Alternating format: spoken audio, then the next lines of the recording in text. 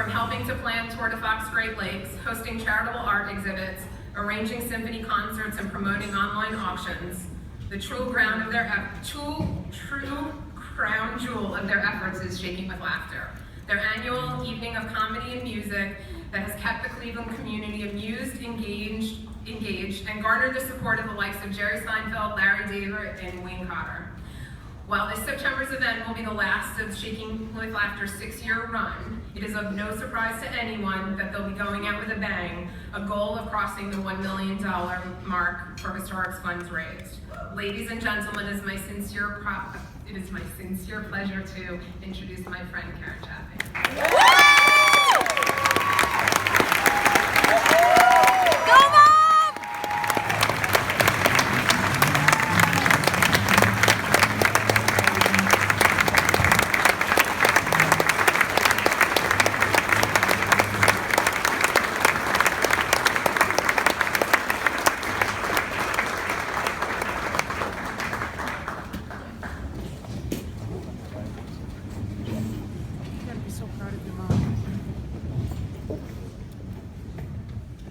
Michelle, thank you so much. This is one of my favorite nights of the entire year, so I'm very honored to be here. Before I get started, I need a favor. Does anybody have a spare cinnamon?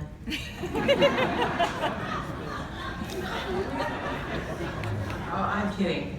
My husband Mark and I just want to know what it would look like to have 300 people reaching in their pocket. The basis for that joke lies in the understanding that those of us in this room share a disease, share a language, share a focus, and share a story. We each own a variation of that story, and tonight I've been asked to briefly share mine. In 2008, I was 48 years old and felt like I was doing okay. I was a busy OBGYN, raising 3 teenage daughters with my husband Mark, minding my own business, may I say, when I was told that I had Parkinson's disease. One of my first decisions was whether or not to share my diagnosis. I know that there are many others in this room tonight who have wrestled with the decision to tell or not to tell, because Parkinson's often carries with it a public misconception of diminished ability, and that alone was scary enough to convince me that it would be best if I kept it a secret, which I did for almost 3 years.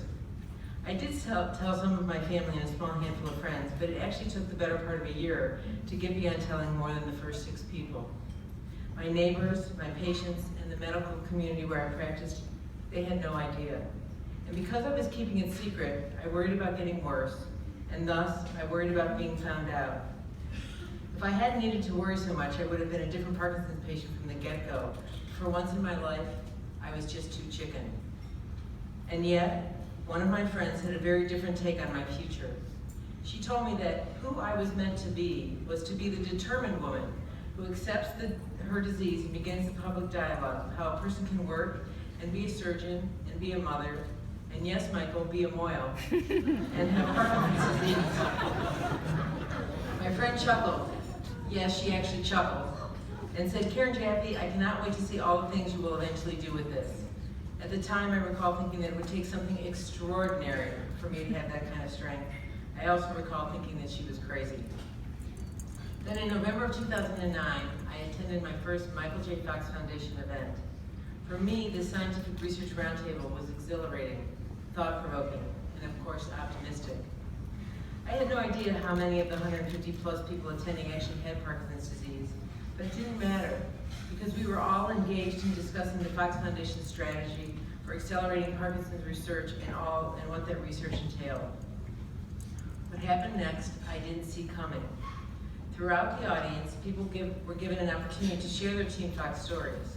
And while person after person spoke with such pride about the power of their voice and how their efforts to raise funds would make a difference, I sat at my table with tears streaming down my cheeks, thinking that I was light years away from having such an impact. Before I left, I introduced myself to Michael. I wanted to thank him because it was his story I turned to on the day I was handed this diagnosis, and that it was his story that continued to inspire me and give me hope for my future, and still does. He said he understood the pain in having to stay silent, and then he gave me a welcome hug. That hug, given by a man so willing to take the time to listen to someone else's story, my story, was a hug that helped to create a clearing that would set me on a new path.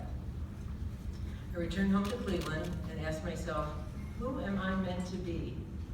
Bolstered by the realization that there was a PD community and that the Fox Foundation was a place where I could be a part of that community in a positive way, I joined in, slowly.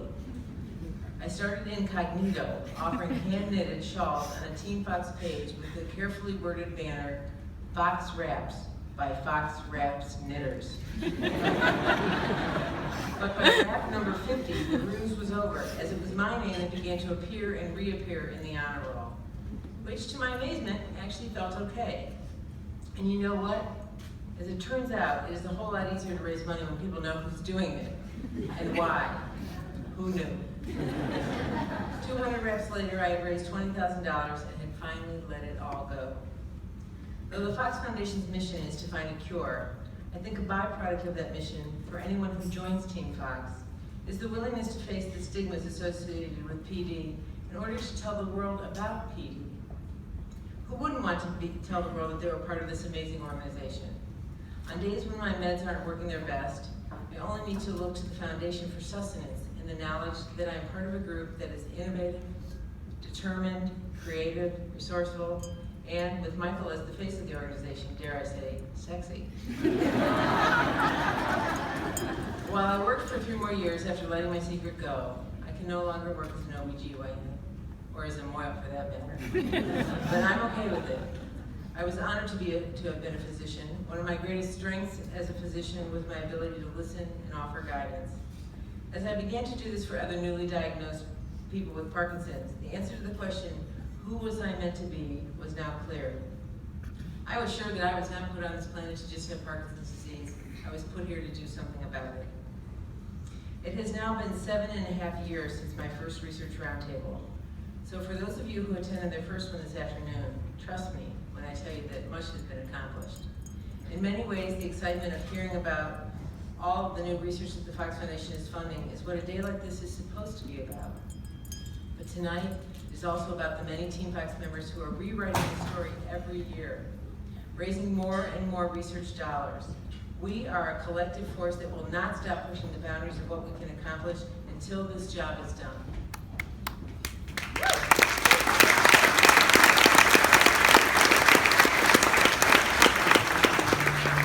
While many of you have had to navigate the challenges of PD just as I have, tonight there are no mountains to climb or races to run. There are no obstacles in our way. We are all here to celebrate each and every victory and to stand as proof that a single person can and does make a difference. For all of the new Team Fox members here tonight, I challenge you to come back again and again. Follow the stories of a few of my own heroes, such as Susan Bellata, Nancy Mulhern, John Ryan, and Brett Parker. There you go.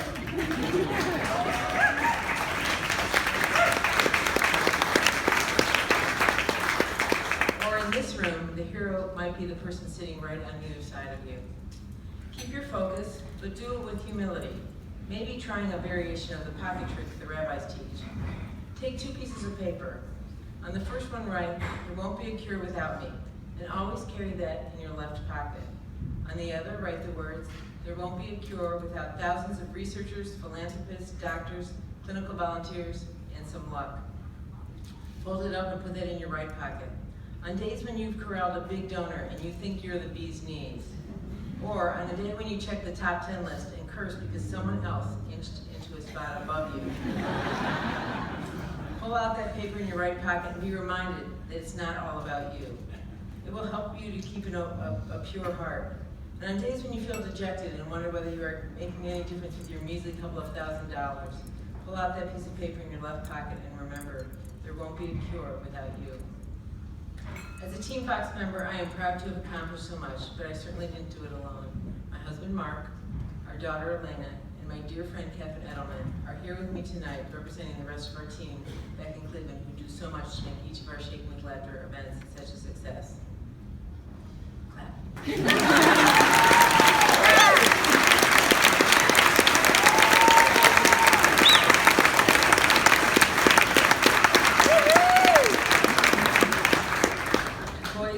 The $1 million mark. Yeah. We are busy getting ready for our 6th Shaking with Laughter event on September 9th. It's always a fun night for which you are all certainly invited. While Mark and I will continue after our event to give our time and attention to the advocacy work we have long been a part of, we are also quite proud of the footprints being made by our daughters. Elena, now having served 3 years on the Michael J. Fox Foundation Young Professionals Board here in New York City. Jana.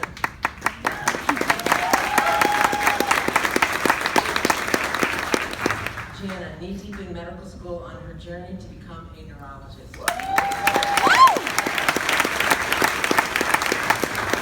And Sarah, as she closes in on receiving a master's degree in nonprofit management and public policy. Debbie, we should be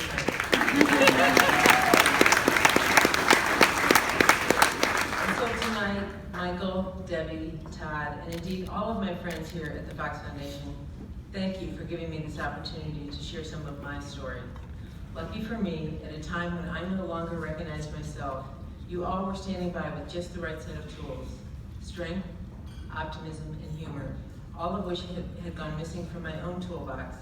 With these tools in hand, I did find my voice.